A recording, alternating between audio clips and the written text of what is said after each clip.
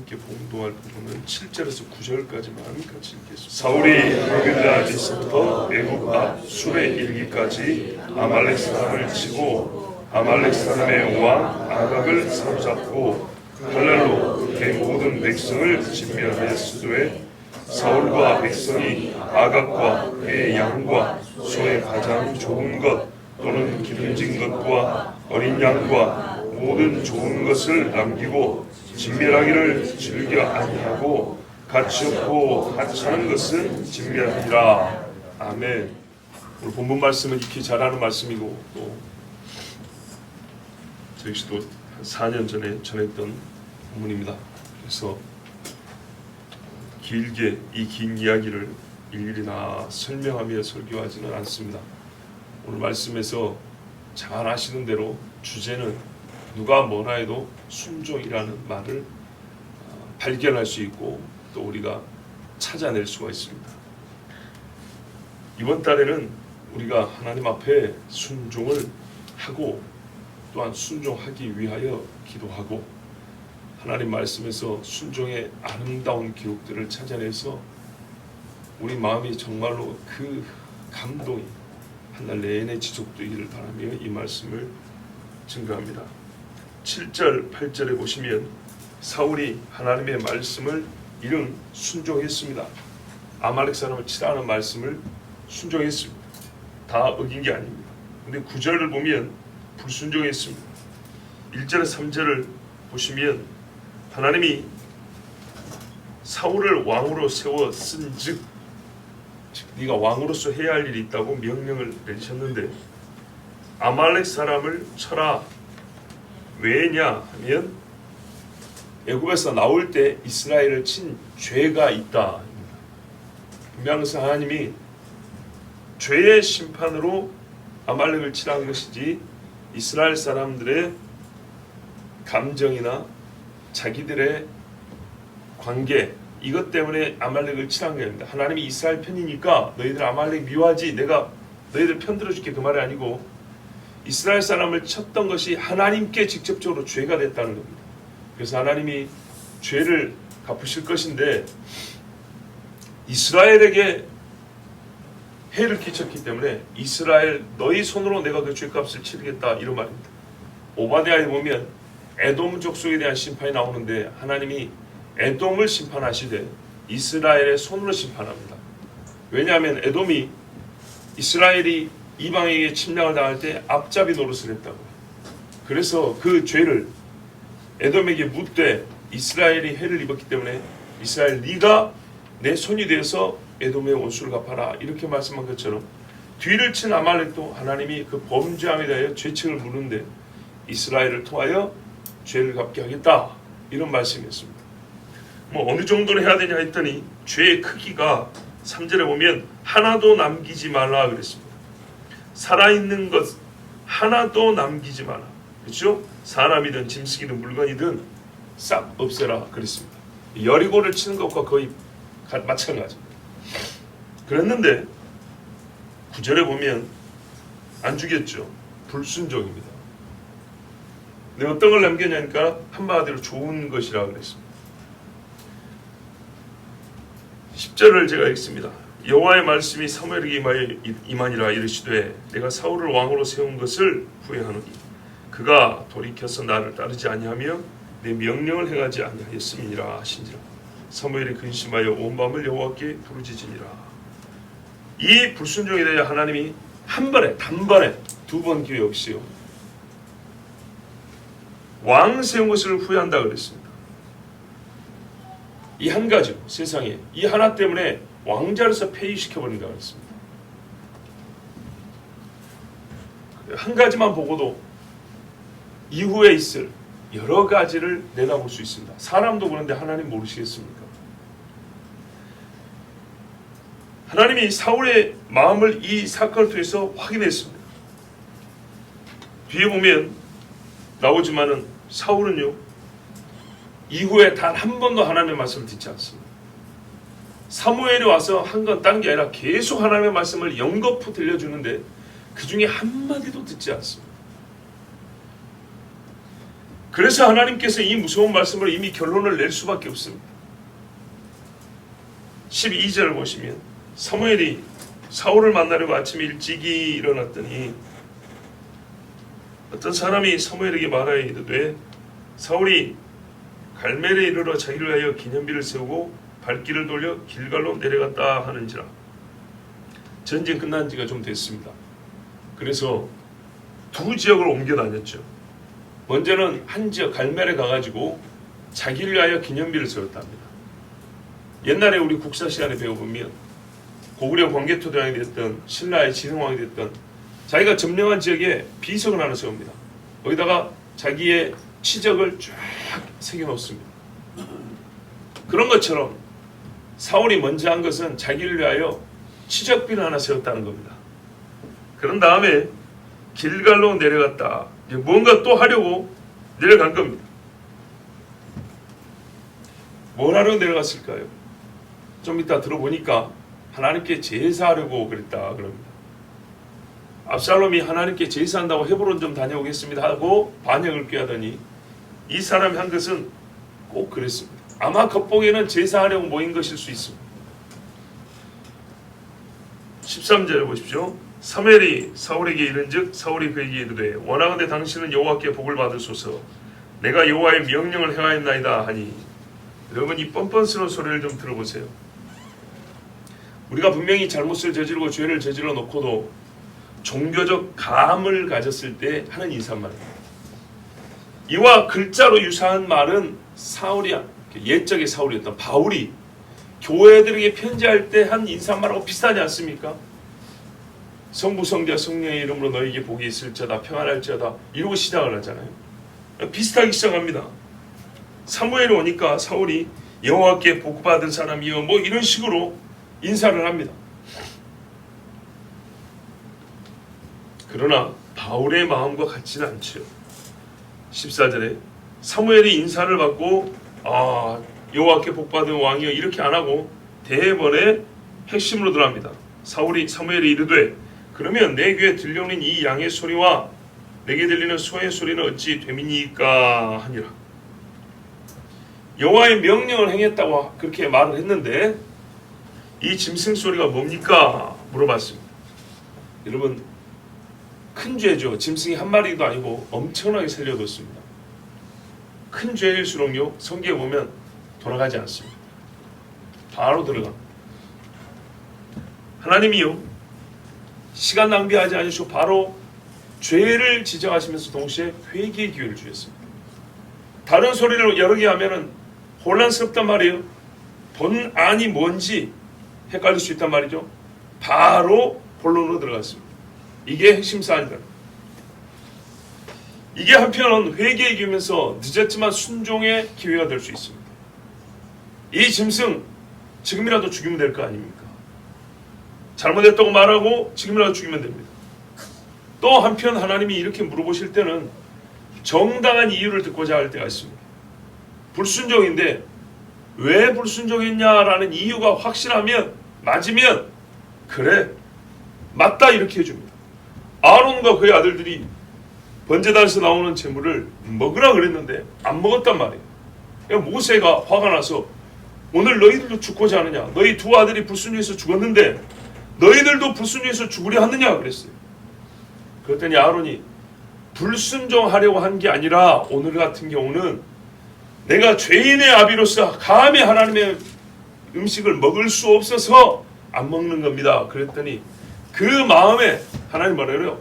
그래 모세야 오늘은 쟤들을 책망할 일이 아니고 내가 그 마음을 받았다 이렇게 하셨단 말이죠.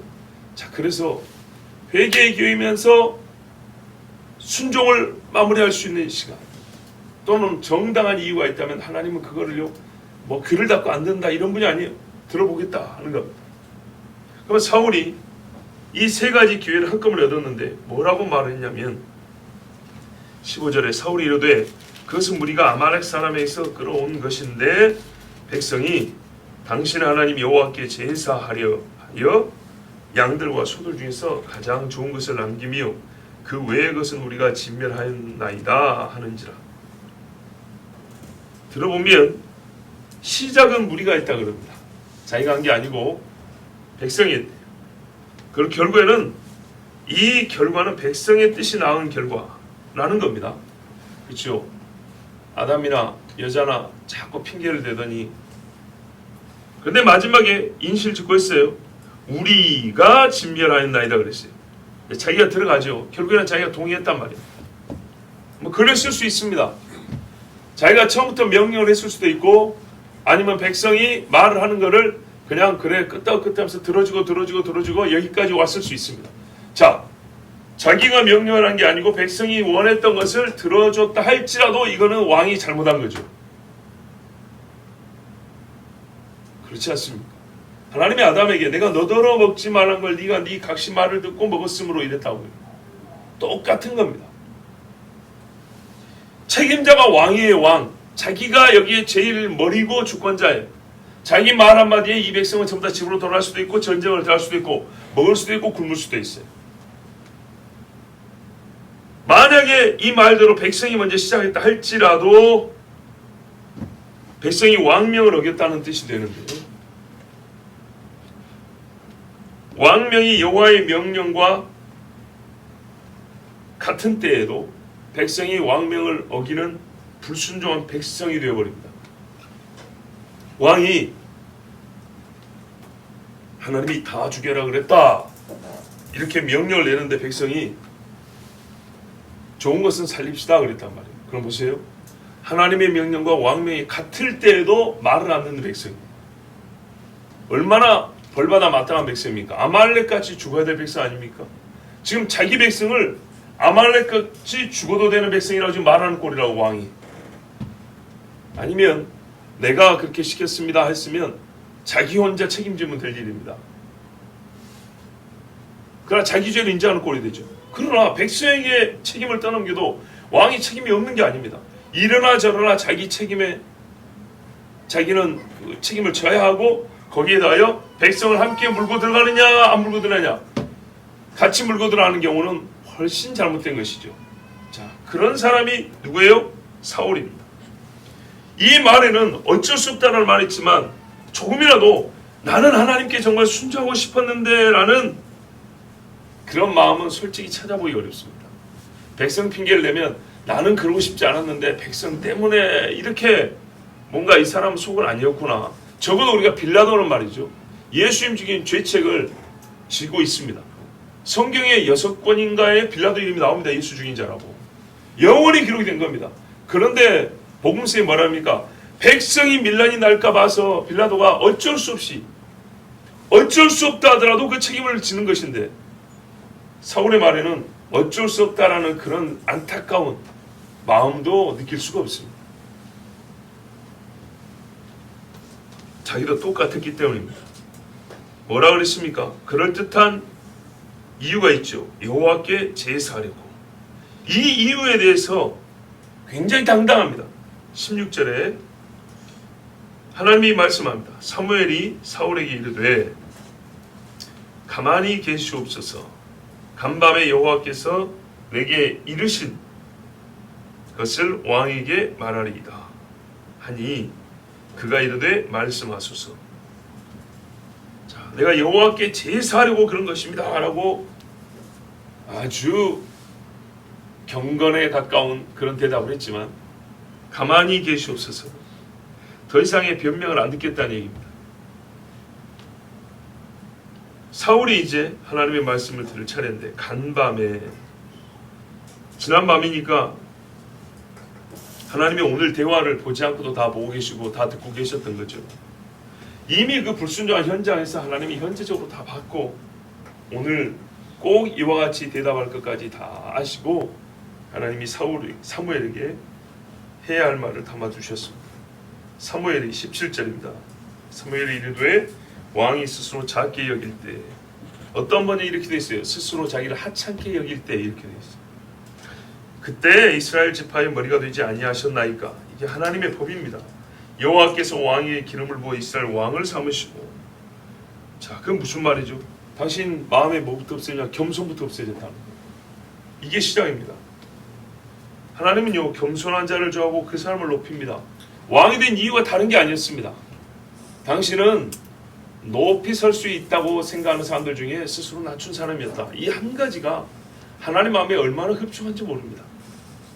18절에 또 여호와께서 왕을 길로 보내시며 이르시기를 가서 죄인 아말렉 사람을 진멸하되 다 없어지기까지 치라 하셨거늘. 자, 왕에게 아까 그랬죠. 우리 2절에 보면 왕에게 합당한 직무를 주셨다 그랬어요. 왕이 해야 하고 왕이니까 할 수 있는 일이고 왕이 함으로써 하나님께 영광이 될 일을 하라 그랬어요. 얼마나 감사합니까? 내가 하나님께 영광 돌릴 일을 우리가 살면서 이게 하나님께 영광이 될까? 이게 하나님의 뜻일까? 궁금하기 그지없는데 이런 경우에는 하나님이 딱 가르쳐줬잖아요. 이거 내가 좋아하는 일이고 내가 너를 통해 영광을 받겠다고 딱 가르쳐준 일인데도 불구하고 이 사람이 하지 않았어요. 19절에 어찌하여 왕이 여호와의 목소리를 청종하지 아니하고 탈취하기만 급하여 여호와께서 악하게 여기신 일을 행하였나이까. 자, 여호와의 말씀을 어기면요, 아무리 좋은 것이 그 안에 있더라도 잘못된 것이고 악입니다. 무슨 말이냐면 내가 백성에게 뭐랄까요, 그들의 말을 들을 줄 아는 왕이 되기 위하여서, 백성들 입장에서는 좋은 거잖아요. 요즘에 대통령들도 자꾸 섬긴다 그러는데 고대 사회에서 백성 섬기는 왕이라면 백성들 얼마나 좋아하겠어요. 그러나 이런 소리 하지 말라는 얘기. 하나님의 말씀을 하면서 내가 누구를 좋게 하려고 누구를 위하여서 이런 거는 하나님 앞에 전혀 이익이 합당하게 여겨지잖아요. 아담이 아내 하와를 기쁘게 하려고 먹었죠. 그런데 속으로는요, 자기가 먹고 싶었단 말이에요. 이거는 하나님이 정말 듣고 싶지 않은 핑계예요. 결국에는 뭐냐? 탐심이잖아요. 19절을 보세요. 중간에 탈취하기에만 급하여, 탈취할 마음에서 탈취의 행위가 나왔고, 이 행위가 하나님의 명령과 상충될 때, 부딪힐 때 겸손함을 이미 잃어버린 사람은 어떻게 해요? 하나님의 명령을 어깁니다. 그리고 분명히 하나님이 책망할 줄 알기 때문에 피할 길을 찾아 꾀를 내면서 그 일을 행합니다. 사울이 사무엘에게 이르되 나는 실로 여호와의 목소리를 청종하여 여호와께서 보내신 길로 가서 아말렉 왕 아각을 끌어왔고 아말렉 사람들을 진멸하였으나 실로, 진실로 했다는 겁니다. 할 말 없습니다 라고 해야 되는데 말이 참 많아요. 그러면서 자기가 하나님이 명한 것 중에서 순종했던 부분을 지금 계속 앞에다가 배치해서 그걸 주장하고 있어요. 나 이렇게 했다고. 근데 하나님이 오늘 보시는 건 뭐예요? 네가 반쪽짜리 한 걸 말하려는 게 아니고 안 한 거를 얘기하러 하나님이 왔는데 얘는 계속 했다는 걸 지금 주장하고 있어요. 다만 조금 말이죠. 다 했는데 이거 한 가지가 문제라는 거예요. 다만 백성이 그 마땅히 멸할 것 중에서 가장 좋은 것으로 길갈에서 당신 하나님 여호와께 제사하려고 양과 소를 끌어왔나이다 하는지라. 이 사람도 역시 똑같은 소리 하죠. 그러니까 많은 것을 다 순종했는데 딱 한 가지 잘못했다. 그런데 그것도 하나님께 제사하려고 가장 좋은 것을 가져왔다. 당신의 하나님. 이건 뭐냐면 니는 믿고 나는 안 믿는다는 뜻이 아니라 사무엘이 하나님 섬기기에 특심이 있기 때문에 더 그를 이렇게 세워주면서 더 흡족하게 해주려는 의도로 당신의 이름을 하나 걸어준 거예요. 자, 왜 이 짐승을 남겼느냐에 대하여 이유 있음, 이유 없음이 아니라 이유 있음이 되게 하려고 가장 좋은 것, 당신의 하나님, 뭐 이런 말을 일부러 쓰는 거예요 지금. 최소한 사무엘의 마음이라도 얻어보려고. 사무엘이 고개라도 한번 끄덕여주면 하나님은 눈에 안 보이고 선지자라도 한번 고개 끄덕여주면 넘어가겠구나 하고 사무엘의 마음을 얻어보려고 하지만 안 됩니다. 자, 여기서 보면 가장 좋은 것으로 길갈에서 하나님께 제사하려고. 여러분, 제사를 몇 번이나 하려고요? 양과 소가 엄청나게 많습니다. 지금 훗날 솔로몬이 1000번 절했다는데 뭐 1000번 절라도 하려고 지금 이렇게 많이 끌어왔다는 얘기입니까? 그렇지 않습니다. 진영에 들어오자마자 짐승 소리가 귀에 그냥 막 들을 정도로 때를 지어 있었어요. 이 많은 짐승을 언제 다 하나님 앞에 제물로 드린다는 얘기입니까? 그리고 누가 사무엘이 당신의 하나님 여호와께 제사로 사무엘이 하나님 앞에 제사할 것까지 준비해 주라 그랬습니까? 사울의 말은요 계속 이어질수록 내 마음에 하나님이 없습니다. 그거 소리밖에 안 됩니다. 22절입니다. 사무엘이 이르되 여호와께서 번제와 다른 제사를 그의 목소리를 청조하는 것을 좋아하심같이 좋아하시겠나이까. 순종이 제사보다 낫고 듣는 것이 순양의 기름보다 낫습니다. 하나님 긴 설명 안 해요. 소 100마리 가져와도 하나도 안 깁니다. 양 기름 그 10,000마리를 담아와도 하나도 안 좋다. 목소리가 제일이다. 목소리를 듣는 목소리가 제일이다. 목소리에 따른 네 손발이 제일이다. 자 보세요. 사람 목소리라는 건요 단순히 음성 신호가 아닙니다. 그 사람을 소리로 나타내는 겁니다. 그 사람을 소리로 나타내는 게 목소리입니다. 나를 내가 누구인지를 음성화시킨 게 소리라고요. 어떤 존재의 음성화가 목소리라는 겁니다. 그래서 그 목소리 안에는요 영성도, 인성도, 감정도, 의지도, 지식도 다 들어있습니다. 깊고 얕고 두껍고 가늘고 고상하고 천하고 강하고 약하고 진실하고 거짓되고 이 모든 것이 목소리에 담겨 있습니다. 그래서 사람이 남에게 잘 보이려 할 때도 목소리를 가다듬고 합니다. 왜냐하면 단순히 신호가 아니라 그 사람을 소리로 들려주는 거거든요. 얼굴은요 그 사람의 제일 중요한 부분이라 하지만은 그 사람이 누군지를 보여주는 것입니다. 대표적으로 눈은 그 사람을 보여줍니다. 목소리, 음성은 그 사람을 소리로 들려주는 거예요. 하나님이 자신을 소리로 들려줬습니다. 그런데 이것을 어겼습니다. 하나 힌트를 내 속을 알만한 힌트가 될 만한 물건을 하나 던져준 게 아니고요. 이거 받아서 풀어봐라 이렇게 하지 않았습니다. 직접적으로 하나님의 속이 우리 귀에 들려왔다는 겁니다. 그런데 이 목소리를 청조하지 않았습니다. 우리가 사람이 얼굴을 안 봐도 목소리만 들어도 진짜 본 것과 같지 않습니까? 저 멀리 있는 자식이 전화만 해서 목소리만 들어도 얼마나 반갑습니까? 목소리라는 게 그런 거예요. 그 사람이 옆에 있는 것처럼 내 마음을 평안케도 하고 사고 난 경우에는 두렵게도 하고 떨기도 만드는 그 사람을 바로 내 옆에 들려주는 목소리에 가까운 만큼이나 가깝게 느끼게 해주는 힘이 있는 게 소리라는 거예요. 목소리. 근데 하나님의 목소리가 바로 여기서 들렸는데 안 들었어요. 무엇이 하나님과 나 사이에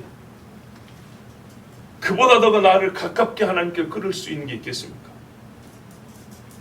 불순종은 하나님의 목소리를 부정하는 거예요. 존재의 음성화를 부정했으니 곧 음성을 버렸으니 하나님의 존재를 버린 거하고 똑같은 거예요. 우리가 그래서 엄마 아빠가 자식에게 말할 때도 내용을 일일이 말 안 합니다. 너는 엄마 말을 안 들어 이렇게 말합니다. 애들한테 용돈 주면서도 뭐라 그래요? 엄마 아빠 말씀 잘 들어라 그런다고요. 얼마나 구체성이 결여되어 있는지 모릅니다. 뭐 어떻게 들으라는 얘기예요. 무슨 말을 어떤 식으로 해야 듣는다는 거예요. 그런데 희한하게요 말 뜻을 다 알아먹습니다. 예, 잘 들을게요. 용돈 받아갑니다. 수백 년 수천 년을 살아도 거의 그 인사가 바뀌지 않습니다. 엄마 아빠 말씀 잘 들어라. 할머니 할아버지 계시면 할머니 할아버지 말씀 잘 들어라 그런다. 이게 얼마나 중요한지요.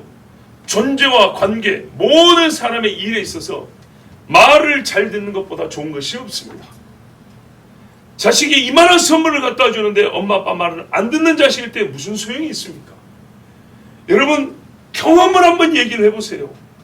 하나님 앞에 하나님이 지금 우리를 경험하고 계세요. 나 누구나는 인간을 하나님이 경험하시는데 너는 내가 맨날 말해도 안 듣더라. 하나님이 이런 인간을 경험하고 있어요. 우리 자식이 몇 명 안 돼요. 많아봐야 4-5명이에요. 아니 뭐 또 한두 명이에요.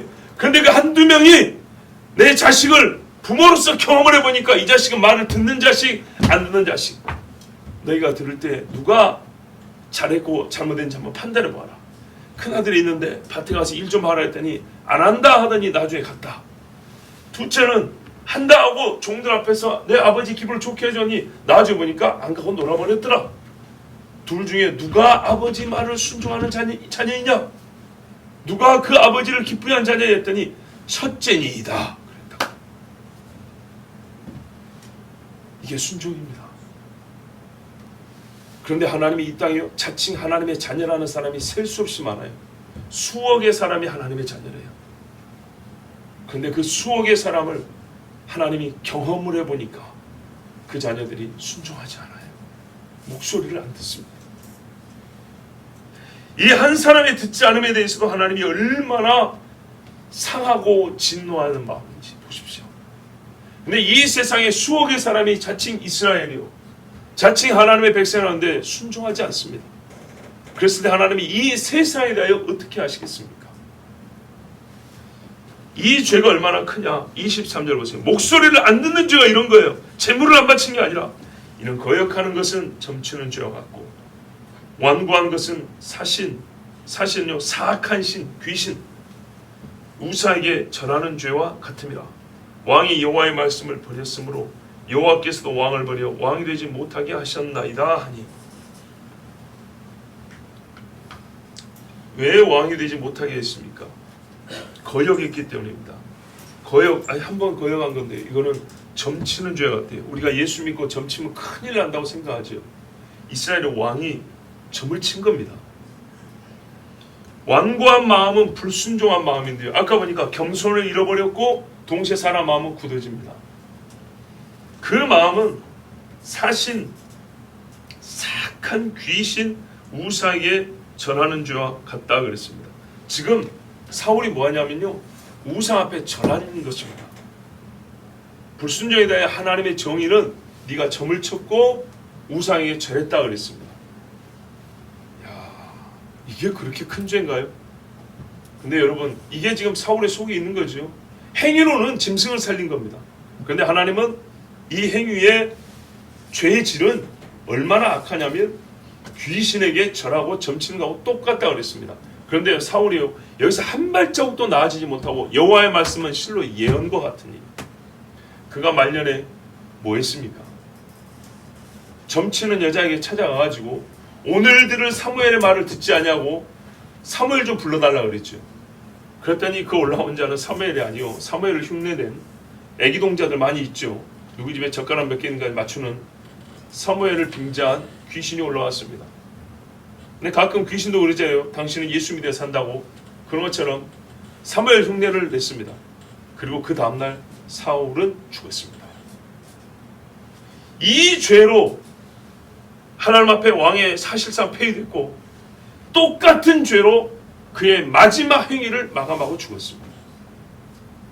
그러니 누가 이게 어떻게 우상 숭배한 죄입니까? 라고 하나님 앞에 반문하지 못하게 뛰어난 지식이니 야, 이거는 그런 식으로 해석하면 안 되고, 아니 꼭 그거야. 하나님 말씀 그대로.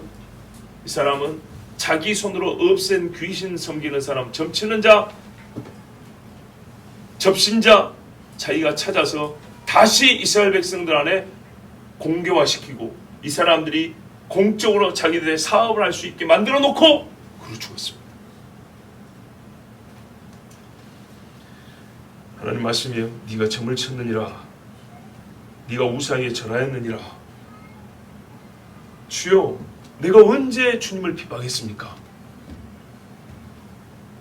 네가 그리스도인을 잡아 죽이고 그리스도로 오게 던졌지 않냐? 여러분, 거역하는 것, 완고한 것은 여호와의 말씀을 버리는 것, 너무나 맞는 진술이죠. 이게 불순종이고 귀신 섬기는 것, 우상에 절하는 죄입니다. 거역하면서 주의 말씀 지키고 있다고 생각하지 말고 완고하면서 여호와의 말씀을 간지하고 있다고 주장하지 마세요. 하나님이 이렇게 말씀합니다. 네 말은 설득력이 없다. 24절입니다. 사울이 사무엘에게 이르되 내가 범죄하였나이다. 내가 여호와의 명령과 당신의 말씀을 어긴 것은 내가 백성을 두려워하여 그들의 말을 청조하였습니다. 자, 죄를 인정했습니다마는 바로와 같죠. 바로가 나라가 망할 것 같으니까 이번에는 내가 범죄하였으니 이번만 나를 용서하고 이랬죠. 그랬더니요, 한번 봐주니까 어떻게 했습니까? 그 다음날 바로 또 하나님이 어딨냐 그랬죠. 이스라엘 못 보낸다고. 당장 살게 하여 죄를 시인했던 바로와 같은 마음입니다. 정직하지 않았어요. 전도서 7장 29절인가요? 여호와는 사람을 정직하게 지으셨으나 사람은 꾀를 낸 것이니라 그랬는데, 이런 잔꾀를 부리면 하나님이 모를 줄 아는가요? 이미 그 속을 다 보고 왔는데. 이게요, 대화가 진행될수록 사울은 자기 본심을 드러낼 뿐입니다. 백성을 두려워했다. 그들의 말을 청종했다. 여기서 우리가 일단 하나 알 게 있습니다. 두려움에는 순종이 따릅니다. 사람을 두려워하면 사람을 따르게 되어 있습니다. 빌라도 이야기 아까 했죠. 빌라도가 왜 예수님 죽였습니까? 자기 입으로 그랬어요. 나는 너를 죽일 권세도 살릴 권세도 있다 그랬어요. 근데 권세를 활용하지 못했어요. 왜요? 백성이 무서웠기 때문입니다. 세상이 무서웠기 때문입니다. 그래서 하나님 뭐라 그래요? 잘 들으세요. 순종하라면 여호와를 두려워하라 그랬어요. 사람의 본성은 두려워하는 자를 따르게 돼 있어요. 반드시 그렇게 돼 있어요. 그래서 여호와를 사랑하면 여호와를 따르고 여호와를 두려워하면 여호와를 따르게 돼 있고, 사람을 사랑하면 사람을 따르고 사람을 두려워해도 사람을 따르게 돼 있어요. 성경에 금하는 거 그래서 두 가지 있지 않습니까?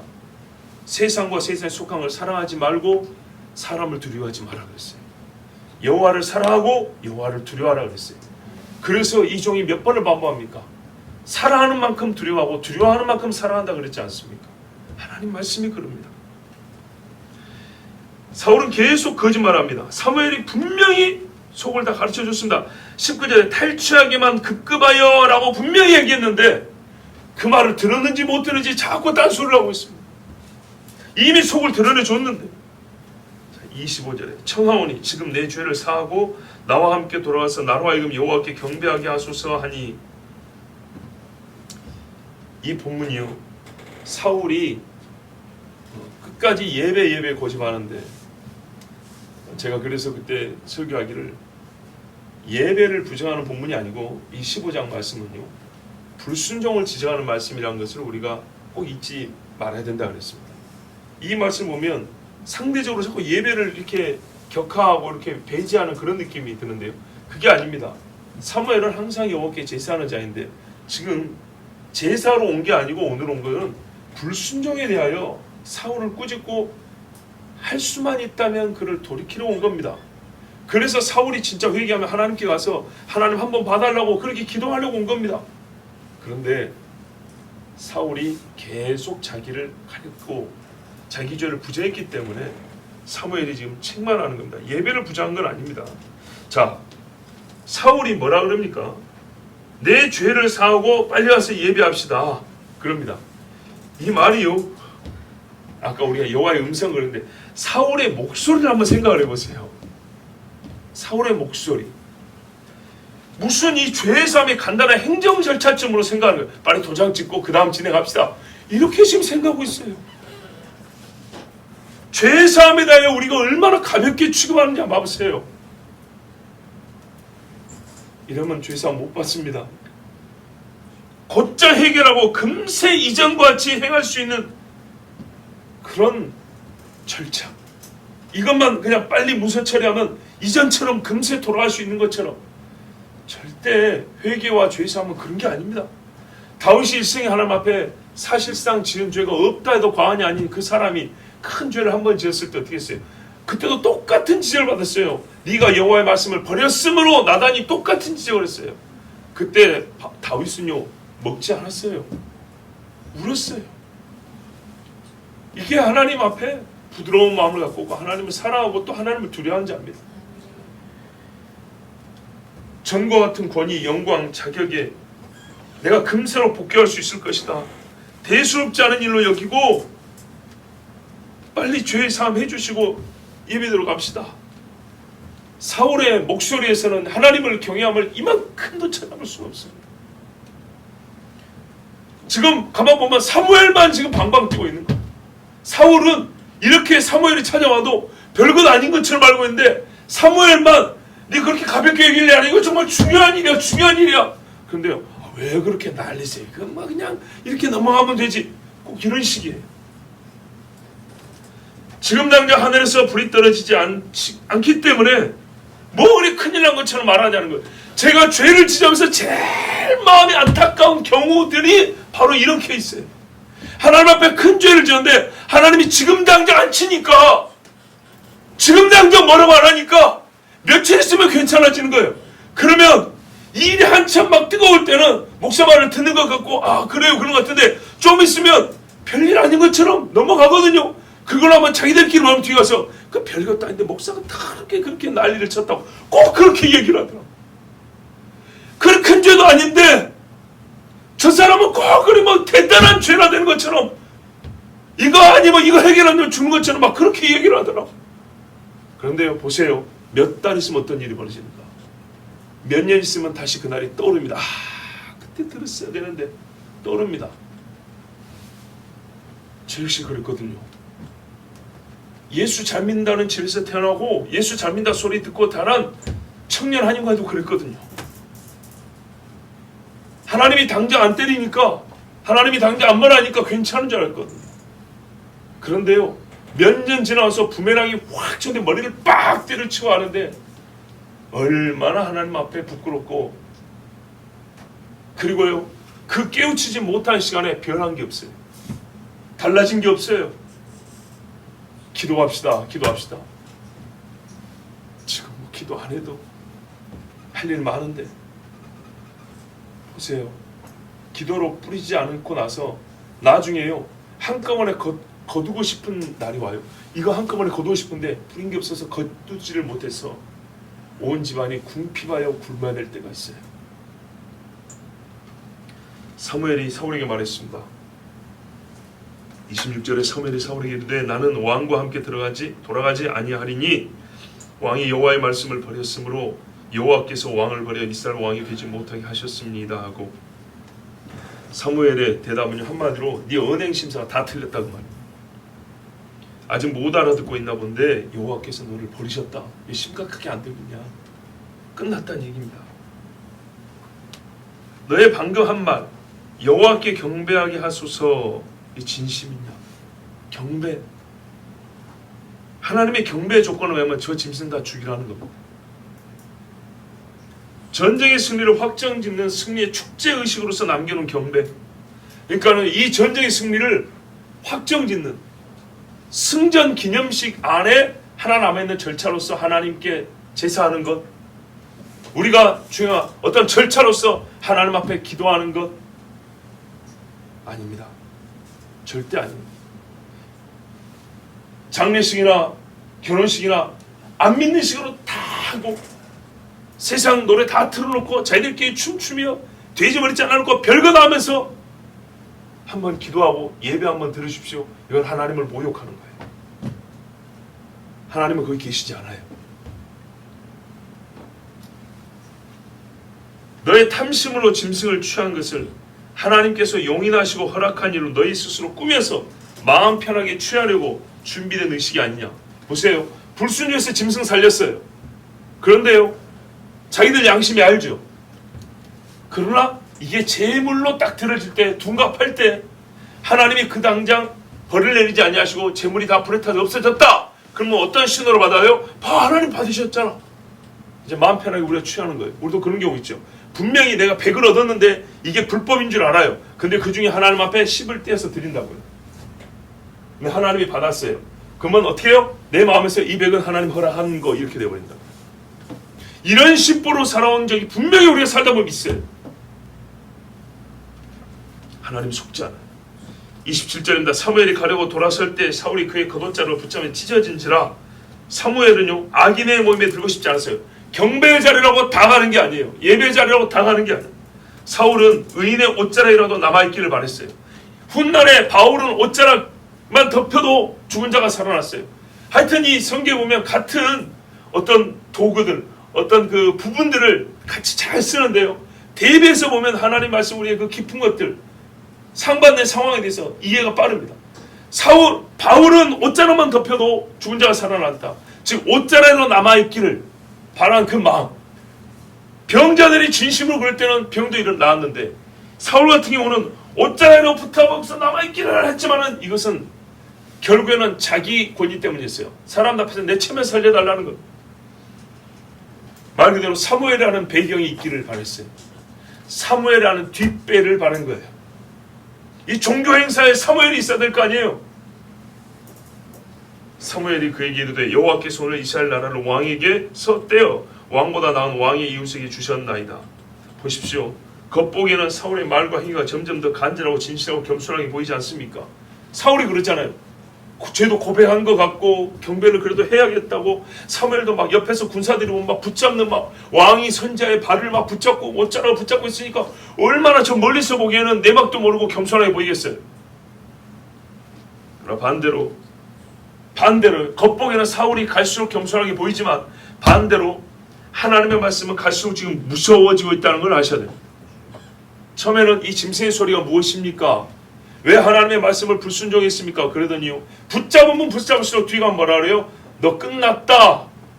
끝난 것보다 더 기분 나쁜 소리가 뭐냐면 네가 아는 사람한테 왕위를 넘겨줘버렸다는 거예요. 사촌만 배가 사촌이 땅만 사도 배가 아픈데 왕위를 내가 아는 누구인가 줘버렸대요. 얼마나 화가 나고 기분이 상하겠어요. 그런데요, 그러니까 불과 몇 분 전에 회개할 기회를 줬을 때 해야 될 거 아닙니까? 불과 몇 분 사이에 자기를 속이고 계속 하나님 앞에 간절한 척을 할수록 하나님은 계속 더 무서운 반대로 하고 있어요. 왜? 하나님은 속을 보고 말씀하시니까. 그러므로 여러분, 우리 조심해야 됩니다. 진실하지 않을수록 무서운 하나님의 말씀을 듣게 됩니다. 그래서 간구는 옛적이나 지금이나 법이 똑같습니다. 믿음과 진실할 것. 앞선 회개의 기회를 가볍게 여기고 보내버리면 다음의 기회는 더 어려운 조건을 제시합니다. 왜 그럴까요? 앞선 회개의 기회를 거부한 죄가 추가되기 때문입니다. 이것까지 해결해야 되잖아요. 더 많이 울어야 하고요, 더 많이 죄를 공개적으로 고백해야 됩니다.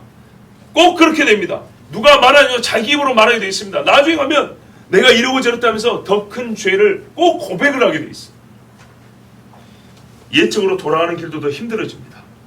앞에 회개의 요구를 무시한 죄, 이건 또 하나의 불순종의 죄입니다. 갈수록 무서운 심판의 선고를 받게 되는 것을 기억해야 됩니다. 반면에요, 회개는요, 하나님이 우리 허물도 가려주시고 그렇잖아요. 그 다윗이 시편 32편에 말한 거 아닙니까?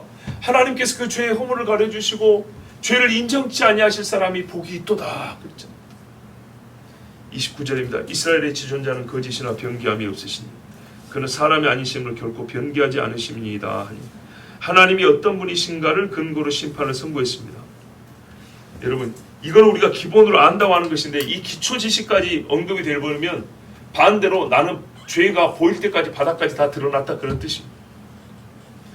이름이 아니라 어떤 하나님인지를 가르쳐주면서 동시에 네가 이런 하나님을 버렸다, 또 이런 하나님이시기 때문에 지금 너에게 이와 같은 판단과 형벌을 내리시는 것이라고 하나님의 어떠하심으로 근거를 들어 말하였습니다. 자, 제일 중요한 기초 지식이지만 죄를 지었을 경우는 이 말씀을 들으면 사실상 내 명이 다 했다고 봐야 됩니다. 모든 것을 알고 계시기 때문에 하나님이 하늘 때 그냥 무릎을 꿇어야 되는데 하나님이 어떤 분이신가까지 설명을 다시 들어야 된다 하는 것은 히브리서 6장에도 그리스도를 믿는 도의 초보로 돌아가지 말았는데 이 도의 초보까지 들었다는 얘기는 아무것도 모르고 아무것도 믿지 않았다는 얘기. 30절입니다. 사울이 이르되 내가 범죄하였을지라도 이제 청하옵나니 내 백성이 장로들 앞과 이스라엘 앞에서 나를 높이사 나와 함께 돌아가서 내가 당신 하나님 여호와께 경배하게 하소서 하더라. 끝까지 사울은요, 아말렉의 짐승들 또 좋은 것들이라는 보화들을 포기하지 않았습니다. 한 번도 버리겠다, 죽이겠다 말한 적이 없습니다. 아각, 아말렉 왕조차도 어떻게 하겠다는 말이 없습니다. 백성들 앞에서 처음에 했던 말로 똑같습니다. 백성으로 시작해서 백성 앞에서 높임을 받는 것 역시도 포기하지 않고 그대로 처음 마음이 그대로 갖고 있습니다. 여러분, 이게 무서운 겁니다. 불순종한 사람의 마음이 완고하다 그랬죠. 반대로 합니다. 그리고 시간이 갈수록 사무엘은요, 하나님의 대언자로서 하나님이 누군가를 드러내주죠. 사울은 거꾸로요, 자기가 누군지를 여과 없이 다 보여줍니다. 나는 아무리 그렇게 말해도 안 들어요. 사무엘 선지자 당신이 어릴 때부터 말이 땅에 떨어지지 않는 하나님의 대언자 그런 소리도 나는 결국 안 들어요. 백성들 앞에서 나는 높임 받아야 되니까 같이 갑시다. 결국 말의 성격은 똑같은 죄인은 이런 류의 말을 합니다.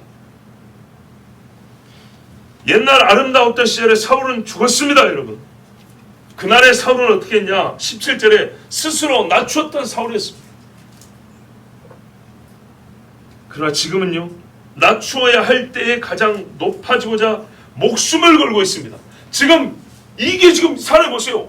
목숨을 걸고 자기가 떨어지지 않고 애를 쓰고 있지 않습니까? 그래서 사실상 사울의 명줄이 여기서 다 한 겁니다. 이후에 사울은 사는 길로 단 한 번도 가지 못합니다. 여러분, 불순종, 성경이 한 번이라도 가볍게 말한 적이 있었습니까? 불순종에 대하여. 광야에서 죽은 사람들이 왜 죽었는가를 설명할 때 불순종과 불신이었습니다. 완악한 자들이라 그랬습니다. 순종, 성경에서 한 번이라도 이것은 옳은 일이라 말이 들려지지 않은 적이 있습니까? 순종은 항상 하나님이 잘하였다 그랬습니다. 왜냐? 순종은 여호와의 말씀을, 목소리를 들은 것이기 때문입니다. 목소리를 듣는 자는요, 믿음이 있다는 것이고요, 하나님의 말씀을 사랑한다는 말입니다. 세상에 보이는 것은 여러분 우리의 행위입니다. 보이는 것은 행위지만 순종한 사람은 그 마음이 하나님의 사람이라는 것을 행동으로 보인 겁니다. 불순종은요, 여호와를 뺀 나머지 모든 것이 이유가 되어서 행한 것입니다. 순종은 여호와와 여호와의 말씀이 이유가 돼서 한 행동이 세상에 나타나는 것이고, 불순종은 하나님과 하나님의 말씀을 뺀 나머지 것들에 의해서 세상에 보여진 조직화된 행위가 불순종입니다. 그래서 불순종한 사람은요, 끝내 자기 행위의 정당성을 어디서 찾고 확보하냐면 나입니다. 나를 위하고 나를 높입니다. 사울의 말이 확인해 줍니다. 30절에 이스라엘 앞에서, 장로들과 백성들 앞에서 나를 높이사. 지금 이런 말을 할 때가 아니잖아요. 불순종한 사람은 겸손하지 아니하고 패망의 선봉에 섰음에도 끝내 그 마음을 버리지 않냐고 세상을 포기하지 않습니다. 여러분, 하나님 말씀을 들으십시오. 이미 하나님께서 결론을, 중심을 말씀해 주셨습니다.